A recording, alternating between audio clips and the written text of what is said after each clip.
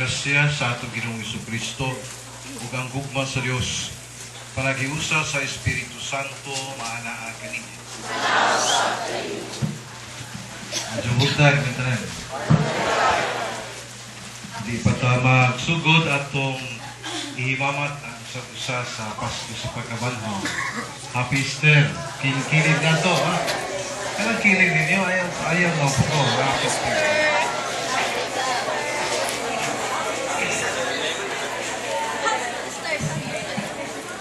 O kini ang diwa sa Easter.